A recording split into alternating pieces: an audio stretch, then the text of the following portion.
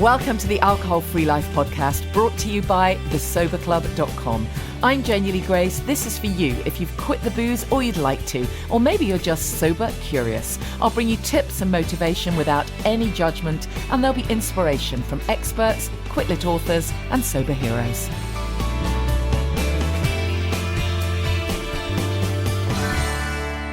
Hi and welcome to the podcast. How you doing? It's my birthday as I record this. Right old rainy day though. I'm desperate for some sunshine. But it does feel as though, I've been saying it for weeks, haven't I? It feels like spring's coming, but we're officially in spring, they tell me. Anyways, we had a wonderful weekend at Champneys last weekend. It was super good. It was really great just to be able to focus on, just encourage people to focus on what it is they want. We were saying that it's something that we don't often ask ourselves. We're constantly worrying about what our families want, what our kids want, what our partners want, what our parents need, but we don't very often ask ourselves. We really don't. What is it that we really want and really need? It feels too egotistical to even ask, too selfish. But of course it's not. It's self-care, isn't it? We've got to be able to vision what it is we want. We've got to be able to imagine it before we can kind of take action and put it into place. But of course all of that's gone, a little bit AWOL with everything that's been going on this week. And obviously we've got an awful lot of people, certainly within my community, who are really, really struggling. This is just, on top of the last couple of years, all of these things that are going on right now. It's exhausting. It's absolutely exhausting. And people are feeling so much stress and anxiety. And it's a terrible kind of anxiety, really, because it includes that feeling of feeling threatened and feeling anxious and fearful, but also guilt. There's this thing of guilt that we can't do more. We can't help, people who need help. We can feel the compassion, but we feel kind of impotent that we can't do anything to help. It's a terrible feeling. And guilt and shame are such low vibrations, and it's a really difficult one. And what's happening, I think, for a lot of people is that it's literally sending them into fight or flight or freeze mode, because there's just this sense of inertia. I can't do anything. People with young kids, I think, it's very difficult at the moment. How do you talk to children about war? How do you, make them know they're okay? It's a difficult one. Anyways, what we did in the Sober Club this week, we had a kind of a session on Zoom, and we just did a little bit of work around remembering that mind-body connection, just how important it is to recognise that actually the fight, flight or freeze action is not going to help us. It's there for a reason. It's a safety mechanism, right? Because if there's a tiger coming, then you got to be able to run. Or if there's someone in the building, you've got to be able to freeze. Whatever it is, but of course that response. That physical response is not at all helpful for a sustained period of time, and when there aren't actually any tigers. So, it's really important that we're able to ask ourselves, am I safe in this moment? Am I okay right now, despite everything that's going on? And if we can say that, then we can use our body to affect our mind and vice versa. Psychologists call it the cybernetic loop. One affects the other. So, really simple things like standing in a power pose. Of course, it's always good fun. Do it with kids as well. And placing your hand on your heart. It's such a simple way of just slowing down your breathing and just taking you out of that fear and anxiety state.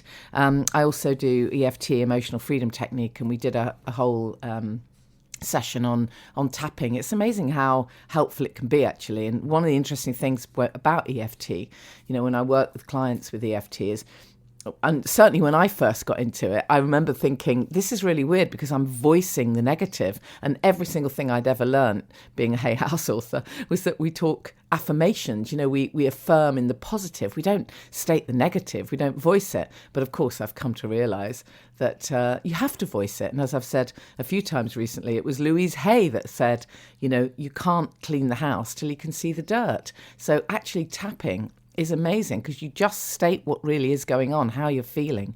You voice that you're feeling anxious and scared, or whatever it might be, or helpless or guilty. And you tap on these end of meridian points. And it's really powerful. If you want more help with that or more information, just drop me a message. I've got lots of stuff. And if you're a Sober Club member, we've got lots of sessions in there. But yeah, dropping into the body, doing a power pose, doing some tapping can really make a difference.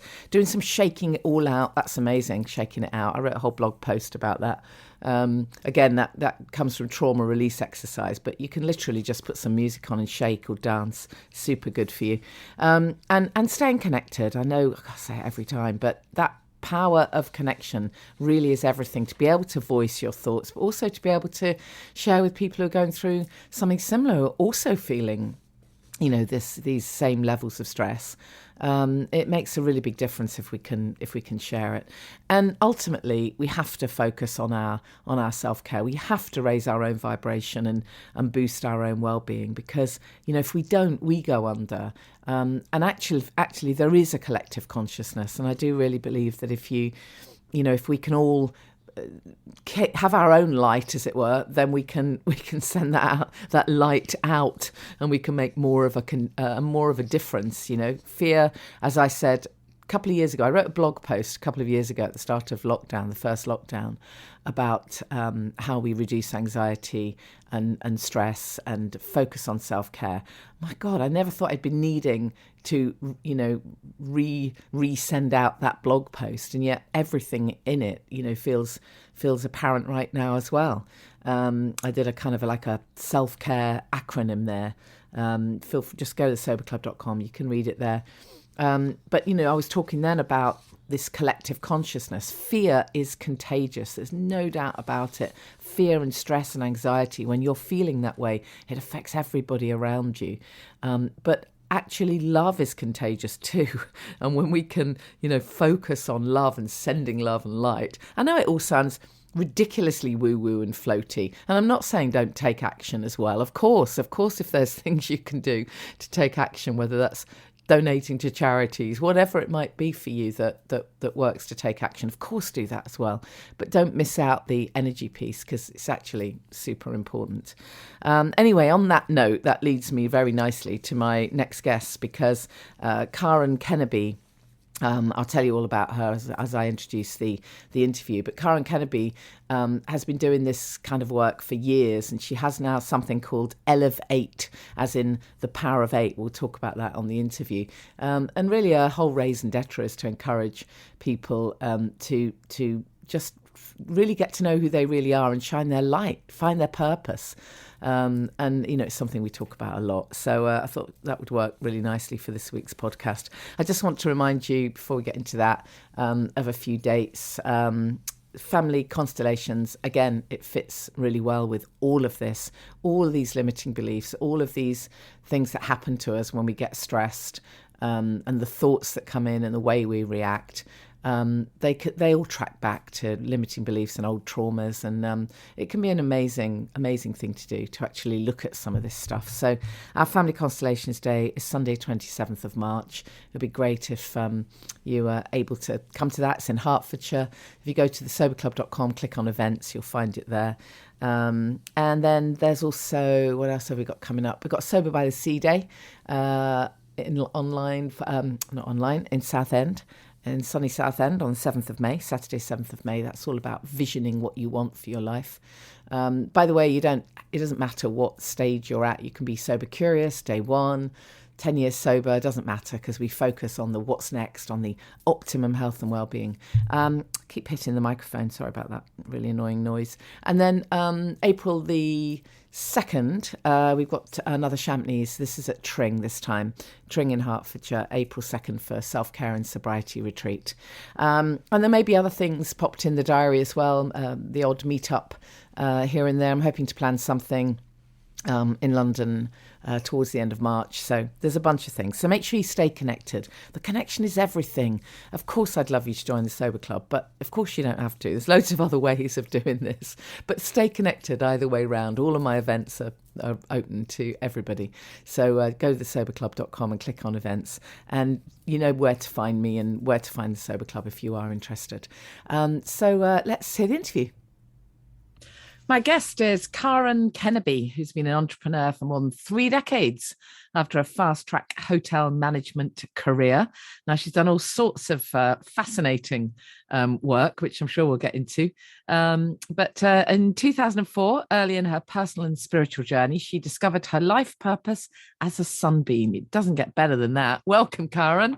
How are you? I'm really well, Janey. Thank you. How are you? I'm really good. So we'll definitely dig into that. I want to know more about that wonderful purpose. It sounds great, and I definitely want to talk more about your mission as well, because I know you're coming up to your 75th birthday. Incredible! You look amazing. Still 9 years away. That is.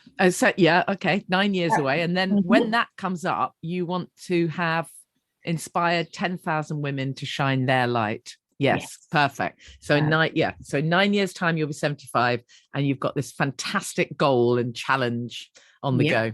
Amazing. Anyways, let's just go back in time a little bit then. Just tell us a little bit about your background. You've obviously done some fascinating stuff. Yeah, I started off on a fast-track hotel management career, and took myself very quickly up to deputy manager of a luxury 4-star hotel, and then went into hotel sales. And but I always knew that I was going to have my own business. My dad was self-employed. I absolutely loved the fact that he was based from home, and there was that sort of sense of connection and freedom with him being there. So I knew I wanted to have my own business. So when I went back to work after my son was born, so I was 30 pretty much, give or take, I decided that was the time to start my business, and I created an event management company, which at the time, I mean, it's funny to think now because there are so many of them around, but at the time it was really unusual, and so people didn't know that there could be a sort of in-between person, and grew that quite fast. I got to 7 figures. I had a team of 24 at peak, and then after 21 years I lost the lot. So, you know, real roller coaster stuff. How come? What happened? I went bankrupt. And, you know, looking back with that benefit of 2020 vision, I can see exactly why. I fell out of love with the business. I had no passion for it anymore. You know, it had become work. It had become heavy, you know what I mean, Janey? And so instead of it being light and me loving it and loving the clients, the whole way business was done had changed. You know, I very much built it on building relationships. And, you know, that's how I like to work. And, you know, we'd just sit down and have a coffee and they'd talk about the challenges they were having. And I'd say, would you like some help with that? And there, bingo, we'd got another contract. And then it changed to being purchasing departments and purchasing clerks, and it was always just the cheapest of 3 bids. Also, the people that we were liaising with within the organisations just weren't as nice to my staff. You know, they felt very much as though they were on the ladder, you know, because they were trying to prove themselves. And so it just ceased to be enjoyable, and I didn't react quickly enough to some of the signs, and so I lost it all, and which was incredibly humbling, and I was extremely ashamed. It's interesting, isn't it, that thing? I've spoken to somebody else who had a sort of similar experience and kind of lost everything, and the shame piece is a really interesting one, isn't it? It's such a low vibration shame. It It's is. yeah, it's really interesting. So tell us about how you, I don't know if it was linked at all, but when did you then start to go within and Um, find your kind of spiritual side? it was around about that time. So really everything fell apart at the same time. I left my personal partner of 11 years. I had to sell the house. I was the primary breadwinner. Yes, so I started going within, and I went to a life coach for just one session. And she said, you need to go to Tony Robbins UPW, which I did, which, is a long weekend. And I then went on to do Mastery University. And at the end of it, I felt completely empty, and it just hadn't Haven't landed. it hadn't landed. It was too cerebral. It was too head-based at the time. I know things have changed a lot. And so my heart was just aching, and I was just really upset. And I started going to the S group, the sort of social support network around the Tony Robbins world. And one week, this guy called Babu came and gave a talk. I hadn't got a clue what he was going on about. It was just all in riddles, but he had something about him. And spoke to him afterwards, and found myself 10 days later on a 2-week seminar, retreat, workshop, whatever, with a guy called Tony Quinn. And it was completely transformational. And that's when, I really got this message, the universe wants you as a sunbeam. What does that mean then? What do you mean by that? It really, to me, it represented the fact that it's just all about just be and just shine your light, in that just in inverted commas way. And I was skipping around Capri, and I felt so joyful and so released. And so it really felt as though, okay, it is all about shining my light.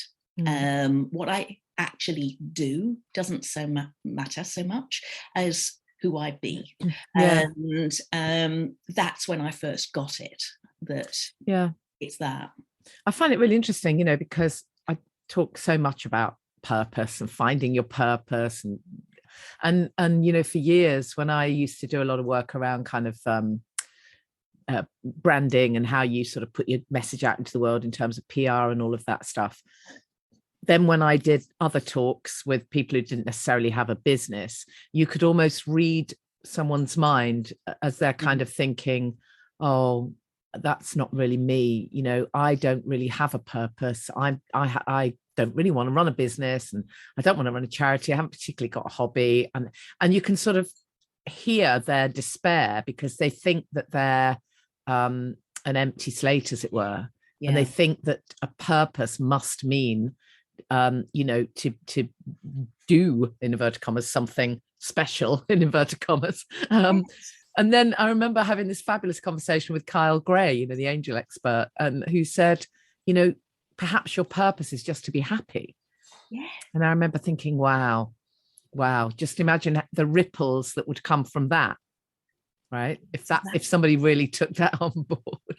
Yes. So, you said this phrase about, just to be. Yes. I mean, are we linking that to the, be the change you want to see in the world, or just be who you are? And then, of course, that opens up all sorts of other questions, like, what if we don't really know who we are? Exactly. And I think we do have to do the work, don't we? Yeah. I think all of us get to a point where you can't carry on with the way you're going on, because you're not getting anywhere in terms of really feeling that sense of fulfillment and joy and love and light, which are our birthright. And we start off like that when we're babies, and then life takes over, doesn't it? With parenting in whatever form, however loving, and school and work and peers. And all those layers build up and all that programming comes in. So we then have to do the work to strip it back, unless we've been incredibly fortunate. I was lucky. I had two very loving parents, but even so, there's a lot of work to do. There's always some traumas and some limiting beliefs that need to be gotten rid of, aren't there? Absolutely. What are your top tips then for people who know that they're kind of at the beginning of this journey? I mean, I work with quite a lot of people who are ditching the booze, and it's perhaps for the first time, particularly if they've been drinking since they're teenagers, they're not very emotionally mature. Really, because all of the stuff we've done has been under the haze of booze or just numbing out. Whenever anything gets difficult, I'll just reach for a glass of wine or whatever the fix is. And then once you ditch the booze and you're able to start freeing up a bit more time, actually starting to take notice of yourself and maybe even starting to like yourself a bit more, that's the big one. What are your tips then for people who are in that kind of slightly wobbly, fragile early state, and they want to start to discover who they are, what their purpose is, how they can find their light before they can shine it? Absolutely. And I'm not sober, but I describe myself as a mindful drinker. And at the beginning of the year, I described it to myself as pruning. And for me, pruning and really cutting down on how much I was drinking was about allowing myself to grow. And so, the new growth can only come when you prune, can't it? And so that for me was really, really powerful and impactful. And I think one of the things that we can do, I think we nearly always need someone else to help us, because we can't see the wood for the trees. And, we just carry on trying to push through, and then we get knocked back. I'm not talking about the drinking now. I'm talking about generally finding purpose and being happy. We get knocked back, and then we think we're a failure. So then we get further down, and we do this vicious cycle. It's like New Year's resolutions. Most people get knocked back, and then they just think, well, they're a failure, so they can't do it. And I think finding a peer group, or someone that you really resonate with, that could be a podcast, like yours, starting to listen to that on a regular basis, or starting to listen to or read books, but starting to find a group that really resonates with you, I think is very important, because you can't do it on your own. You need support. I do think that there comes a point at some stage where you do need a coach or a mentor to really get the breakthrough, whether that's in a group setting or whether that's one-to-one. And I think it's easy to sort of start trying, again, another word to use in inverted quotes, but trying to bring in affirmations or do this or do that without fully understanding what their purpose is. And until we reclaim those broken parts of ourselves and we start to love them. And I think this is it. It isn't about just all being happy, clappy, positive the whole time. We need to do the deep work, and we need to, I know it doesn't sound fun, and, as you know, a lot of it isn't fun. But the rewards when we do go deep are that we then do get to that point where the light starts to shine and we can see the way forward and we fully appreciate who we are. I've got on my desk a Brené Brown quote, only when we are brave enough to explore the darkness will we discover the infinite power of our light. And I love that because I think so often we shy away from it, and there's this feeling that, oh no, I mustn't go there because I've got to be positive. And I did a lot of that. People used to say, you're the most positive person I know. And I was really positive. And then I had a nervous breakdown.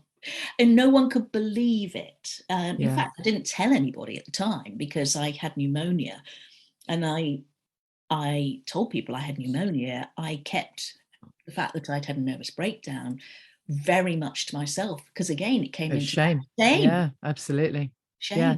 Well, it's interesting, isn't it, that, you know, we can look as though we're coping fabulously well on the outside. And again, I think this is something that many of us do go through. I mean, certainly nobody would have known that I had any kind of issue, you know, when I was drinking, because there was nothing that anybody would be able to see. Everything was completely fine. I knew at 3 a.m. when I woke up, hating myself. And many people do go through these phases where, even if they do start the work, as it were, even if they do kind of set themselves some new challenges and new behaviors, and things start to go well, and they put that brave face on and that positive face, but underneath everything is kicking off. And as you say, it can get very confusing, and people can kind of confuse all of these emotions, and it ends up getting wrapped up as just self-hatred, really, and shame and all the rest of it. Yeah. It's I mean, there is, you know, it's all quite complex stuff, isn't it? But ultimately it does all come back down to actually starting to like yourself. It does. It does. It's absolutely key, isn't it? Yeah, it really is. I do think it's hard though, when you're not in that space, if you know what I mean. I do remember back, you know, when I was drinking and everything was seemingly okay on the surface, but I certainly couldn't sit in meditation, even though I was, you know, a Hay House author and interviewing every meditation guru there was. If you'd have asked me to do, you know, what my morning practice was, I said, don't be bloody ridiculous. It's grabbing a coffee and legging it, you know. Yeah. Because I didn't think any of it applied to me. I felt separate from it, you know. I suppose it was the busyness was covering up for actually needing to properly look at myself. But even when I did become aware, even when I did quiet down enough, as it were, to become aware of what I needed to do, of what it required me to start to like myself a bit more. I actually didn't really know where to start, because you know, just reciting the affirmations doesn't really change anything, because the unconscious mind just says, no, that's not true at all.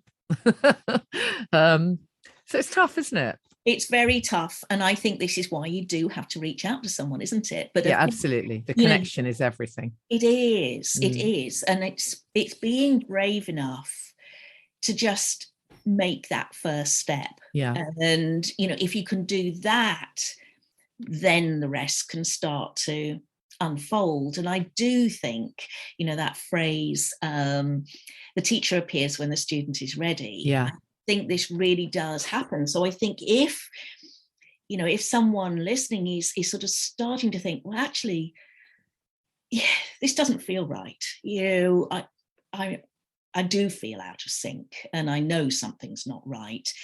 Just reach out. And, you know, whether that is, you know, finding a coach, finding a mentor, joining a group, even, you know, finding your local councils provide therapists. You know, you can even start on that route if you feel like it. And I know it's very easy to think, yes, but it's not that serious. But the rewards for just having that first conversation and just getting started. And then, of course, it's a lifelong journey, isn't it? Yeah, of course. So there's always lots more layers to unwrap. Yes, we think we're done. We think we're cooked. And then something comes up. Yeah. And it's embracing that. Yeah. We've already spoken about connection, but I know one thing that you talk about is how working with a small group can be so powerful, a group of 8 people. Tell us a bit more about that thinking.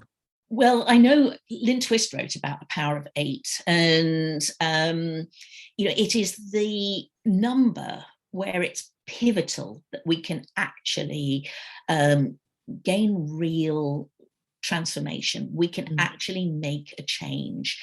The interesting thing is that even just one other person you start to create that additional energy in between. And I think it's that. But a small group where, everyone's energy is coming into it, and for anybody listening, if that sounds too woo-woo, the whole world is energy. And so we need to embrace that. So bringing together a small group, you've got all of that. And there's something about common experience as well that is so deeply comforting. If you find the right place, you think, oh, so I'm not mad. And, this is normal. To feel like this, to feel scared, and to feel different, and to feel like a misfit. So are you kind of talking about, eight people gathered together who have a similar experience, or doesn't it matter? Because I'm guessing that because I know I've heard of sort of how groups of 8 people can just all be, they might be completely disparate, they might even be online, but they are all focusing on an intention, one particular intention, and there's something quite magical about 8 people sending the same energy. There is. And whether it's sending the same energy to an external situation, or whether it's setting an intention for everyone in the group. And I think when you regularly meet with a group and you have that intention set, then, you can really amp up the amount that you can do, and the amount that can be achieved. And I think it was Gandhi who said, it might have been Nelson Mandela, who said something about, if you think you're too small to have any impact, think about a mosquito. Yeah, absolutely. And so we can, and if we gather together in small groups, and it comes back to really quite tribal beginnings as well, doesn't it? Because in native settings, the women would have gathered together in groups, and we've lost a lot of that sense of community. And bringing back that feminine connection, and joining together to talk about challenges. And a lot of the women I work with are 45 plus, so embracing the fact that, yes, we are going through changes in our bodies. Yes, we are potentially facing ageism in the workplace. Yes, we are potentially experiencing sexism because we're no longer nubile young things. And actually being able to have really frank and open conversations about that in a safe environment that a good group facilitator can provide, I think is tremendously empowering. Yeah, I mean, one of the things that, as I'm sure you can imagine, comes up a lot in my community is effects of the menopause, and of course it's so very linked with alcohol as well. But I think it can all get so confusing. It's not really talked about enough in our society, is it? Even now, I mean, it's a little bit more out in the open, but still not as much as it can be, and it could be. And I think there is so much conflicting advice. It's so confusing. And the amount of podcast listeners will have heard me say 1,000 times, but that my huge frustration that women have told me countless times that they rock up to a GP, and share some of their symptoms, feeling a bit down, mood swings, anxious, et cetera, might be a few physical things in there. And they're almost always sent away with antidepressants, possibly HRT, never once asked about how much they're drinking, by the way. So let's just all medicate on top of medication, shall we? And then, and rarely does that cocktail work. So they end up getting really quite depressed, quite confused. And where do you turn to next? And really the answer is other other people who've been there, done it, got the t-shirt, Yeah. so that you can share some experiences, right? Absolutely. And the trouble is, relationships get destroyed in that phase as well, don't they? Yeah. Because the women themselves don't know what's going on, and they don't recognize themselves, and their partners don't recognize them. Whereas, of course, what we should be doing is really honoring our aging. I never thought I'd hear myself say that, because, till I stopped drinking, I was absolutely terrified of getting older. And I really mean that. Really terrified of getting older. I couldn't see any advantages, like, at all. Everything about it was crap, because alcohol kind of steals your joy, really. And it wasn't until I'd stopped and I finally sort of managed to find myself again that, I'm no longer afraid of getting older. I'm grateful. Of course I am. Not everyone makes it, right? Well, absolutely. I love it. I mean, I like the fact that now, you refer to the fact that in 9 years I'll be 75. I would never have done that a few years ago, but now I'm happy. I'm in the wise woman phase.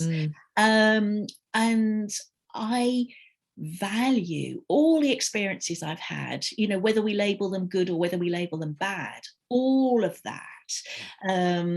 And the experiences, the skills, the talents, everything that's happened, the relationships that have come and gone. And that makes us who we are. And that is what makes us valuable, isn't it? Yeah, absolutely. We need this wisdom in the community. We desperately need this wisdom in the community, and we need it from a feminine perspective, because otherwise the patriarchal way of, as you say, you go to the doctor and you get slapped onto medication, which isn't what you need. You need to be talking to people who've been there, done that, experienced it. That's, by the way, mostly the female doctors that do that in almost every case. Tragic, isn't it? But they're not coming from a feminine place. No, and they're probably almost certainly drinking themselves and probably haven't sorted out, bless them. Anyways, so let's talk about your mission then. What is it you're trying to do when you say, you want 10,000 women to shine their light? What do you mean by that? Well, there's a lot of darkness in the world, and there certainly is at the moment. I mean, I think that's adding to everyone's kind of personal anxiety is we have another layer now, which makes it incredibly difficult. And interestingly enough, we mentioned shame a couple of times. I think shame and guilt come into this as well, because sometimes we feel so helpless that we can't actually, we feel such compassion, but we feel helpless that we can't do anything. It's terrible. It's a terrible kind of inertia. Yes. And I think we do have to, and this might be a bit contentious, but I do think we have to reclaim those aspects of ourselves, because we do all have negative aspects to us. Yes, absolutely. What we call the dark negative, and the light. Yeah, we do, and we have to embrace the dark, and we have to learn to, be comfortable with the fact that we have the dark in us as well as the light. And I think, that is only when we can truly shine our light. And I think when we get to that point, then we're shining that light out, and the light, I believe, it just sparks lights, wherever it goes. It just can't help but do so.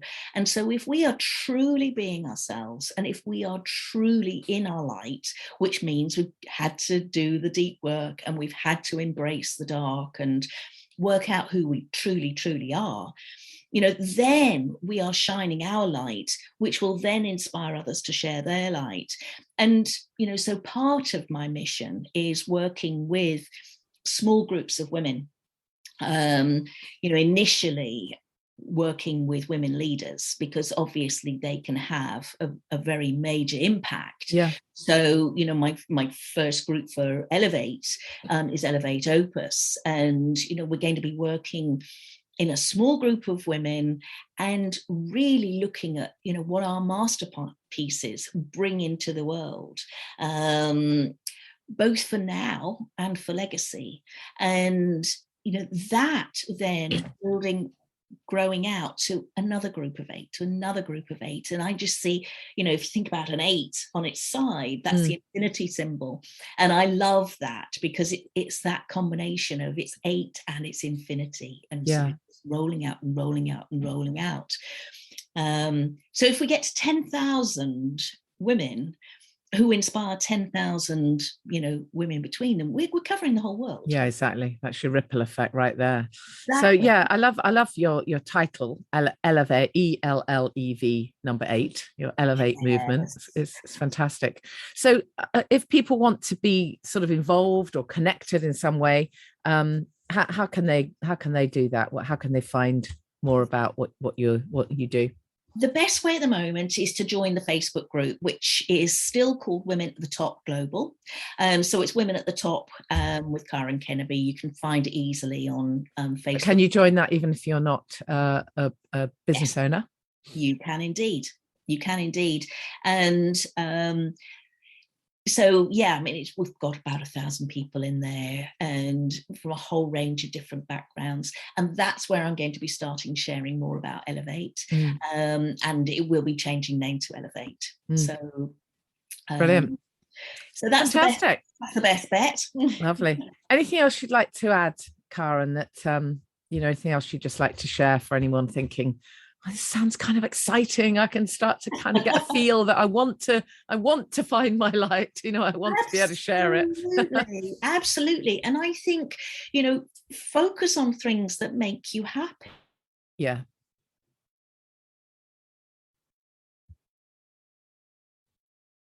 Watching the news and I stopped listening to the news and I stopped reading the news. And, I find that what I need to hear, I will hear, at a high level. But getting bogged down by everything that's going on and your energy being drawn down constantly actually isn't helping. We need to keep light. And it's not minimizing what's going on anywhere, with all the things that are happening. It's not minimizing it, but it's one of the ways that we can actually help by, keeping up, because otherwise, we are just bringing down our energy, the energy of those around us. And so the problem is becoming even more exacerbated. Yeah, I absolutely agree. I think that it can feel hard sometimes. And I know that, someone's listening and they're, things are really not good for them personally right now. And then they've got layered on everything else. And then there's the constant news coming at them and everything feels dark and miserable. It's very, very tough.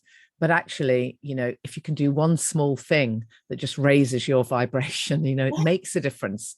And with that little bit of light and energy, you can do the next thing. Yes. And I think music very often is a nice, easy access point. Yeah. Put on some music that you love, whatever genre. If you feel like dancing to it, so much. Yeah, I love that tip. We had a fabulous shaman do a session for us in the Sobergan Club, Yakov Darling Khan, and he did a movement medicine session. And he said exactly that. If you're feeling anxious or stressed or everything's just too much, put on a track. He suggests that you put on something you used to rock out to when you were a teenager. But any track, just put a track on and just move, because sometimes we have to actually get out of our head, don't we, and just drop back into the body and let the body take it, You've got to shake it all out. Yeah. Another interesting thing, on that note, we were doing a meditation with our Sober Club group, and we were talking about what we're focusing on. And one woman said her intention, she decided that she was going to focus just on smiling more. And I thought, wow, how perfect is that actually? How perfect is that? If you just choose to smile and you focus on smiling and the ripple effect that has on everyone else, it's amazing. It is. Everyone's day changes if, somebody just gives you a smile rather than being grumpy, don't they? Oh, they do. They do. And I think, since we all start our day in the bathroom, I think another lovely one is putting a Post-it note in your bathroom cabinet or on your bathroom mirror saying, I love you. Yeah. So that when you're looking at yourself straight away, you're saying, I love you. Yeah, and absolutely. Really look into your eyes. And there's no better way to start the day than that. Yeah. Brilliant. Karen, thank you so much. I really appreciate it. We'll put those that link in the show notes, and lots of luck with your challenge. I'm sure you'll make it. Yes. You'll inspire at least 10,000 women and hopefully more to shine their light. And anyone can start now, right? Doesn't matter. Absolutely. Men as well, of course. We need the men's light. Yes. Brilliant. Thank you so much, Karen. Appreciate it. Thank you. Bye for now. Thank you, Karen. So if you want to check out the work that Karen's doing, just have a look at the show notes. Don't forget all of those events that I've mentioned. The Family Constellations is coming up next. That's on Sunday, 27th of March in Hertfordshire. Just drop me a message if you just want to ask any questions. It's ridiculously hard to describe what it is, but I'm very happy to chat to you. So just send me a message. You can always find me on social media at Janey Lee Grace. I've also mentioned a couple of times that I'm offering sober coach training. I think our next cohort is pretty much full. It's so amazing to find just how many people really want to do this work, because they can see the need for this. They can absolutely see that it's so important that we know about how to work with people who are drinking more than they want to, but they're not at rock bottom, but it is affecting their life. And when I think back all those years ago, I had no idea that there was a whole world out there, a whole community, that there were ways to do this, that there was great nutrition that could support my recovery and my brain chemistry, that there was, just a whole bunch of tools that I could put in my sober self-care toolkit. I just didn't know any of this. And we really want the situation now where there are many more people that can signpost those people who are still in that situation. Of course, there are literally millions. We can signpost them and we can support them. So you don't have to already be a coach or a practitioner. Obviously, if you are, it adds wonderfully to your toolkit. But if you're new to it, it could also be possible because of the way the training is kind of organised. There's kind of business training and PR and all of that stuff included as well. But anyways, we will probably set a new date for June the 11th. So if you are interested, then drop me a message and let's have a conversation if that's something you're interested in. Or again, go to thesoberclub.com and click on Become a Coach. So stay well, and above everything, just find a way to stay grounded and calm. And obviously, if you're in the early stages of ditching the booze, then this is the most important thing you will ever do for your health and well-being. Don't let anyone tell you any different. Don't get confused into thinking, oh, you know what? I think I might just, change my diet first. I might just do something else first. No, you've got to do the sobriety piece first. It's mega important, and it will absolutely change your life. I think you probably heard me say that a few times. Always reach out if you're struggling. It's so important to tell somebody. So important. You can tell me if you want to. Don't necessarily have long conversations with your partners and friends and family, because they may not have been there, done it, got the t-shirt. And the last thing you need is for them to say, oh yeah, well done you. Well, you've done a few days now. Now you can just have one. You need to connect with like-minded people who've been through it, and they know exactly what it feels like when you don't have an off switch. And you're trying to do this. So absolutely get yourself connected. Tell somebody you're doing this. Always reach out for help. There's so much help available, so much out there now. There really is. So there's absolutely no need to suffer in silence. And obviously there's tons of amazing Quitlet as well. Should just give a little plug for my book, as it was World Book Day the other day. Happy, Healthy, Sober is now out as an audio book.